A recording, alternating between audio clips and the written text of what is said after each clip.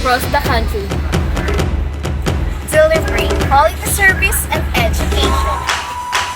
We aim to nurture the children to our nation. To ensure the bright future of today's generation. And we are the Dreams in Science Forward. And we are ready to serve everyone. And we are the future educators from PSU Bayambang.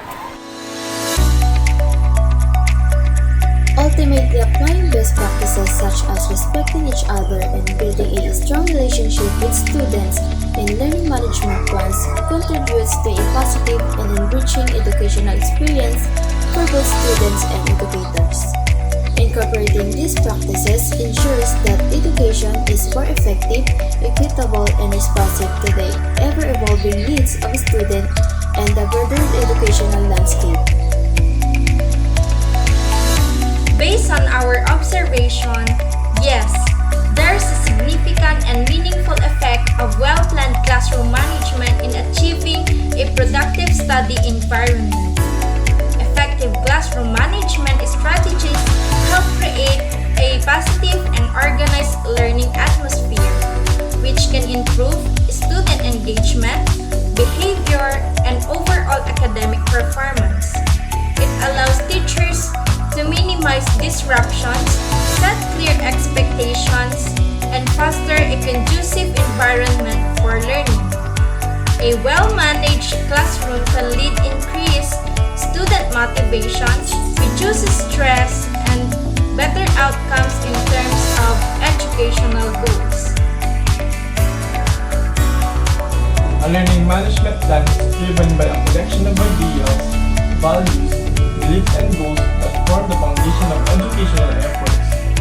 These ideals encompass commitment to student-centered learning, recognizing the uniqueness of each student, the need to tailor education to their individual needs. Inclusivity and diversity are core values, emphasizing the importance of fostering an environment where all students, regardless of their background or abilities, have equal access to education. Additionally, the plan often reflects a belief in lifelong learning, encouraging the pursuit of knowledge beyond formal education. It prioritizes the development of critical thinking skills and effective communication, while also instilling a strong commitment to ethical behavior and academic integrity among both students and faculty. The integration of technology, continuous assessment for learning, and education to ongoing improvement are key components, ensuring that education remains relevant and effective. Community engagement connects education to the broader society, fostering collaboration and real-world application. Lastly, professional development is embraced to keep educators up to date and align with best practices, all while adhering to regulations and standards to maintain the quality and integrity of the educational program. Based on our observation, the important rules in classroom learning environment are respect to each other. So basically, those students entering the classroom should wear a shoe rag. In addition, the importance of classroom learning environment are the blackboard or chalk and the learner. Some classroom rules and procedures that can be formulated to ensure discipline and order in the class is 1. Arriving in class on time. This allows the class to proceed with the discussion without any further delay. 2nd, establish a healthy communication between the student and the teacher. This will allow the class to develop a mutual respect with one another. 3rd is keep your hands to yourself. This broad rule prevents any instances of bullying and harassment from the students, promoting a safe learning environment for all. In order to ensure the safety and security of the students, it is important for them to make aware or even participate in the creation of the classroom rules. If students participate in making their own rules, this gives them accountability when they do not follow them. Hence why the students must strictly follow the rules set in place inside the classroom.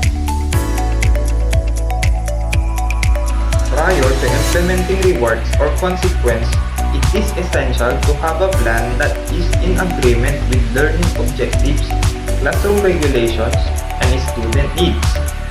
To help design a reward and consequence system, one should first define the desired behavior and outcomes that should be rewarded or reinforced, as well as undesired behaviors and outcomes that must be prevented or corrected.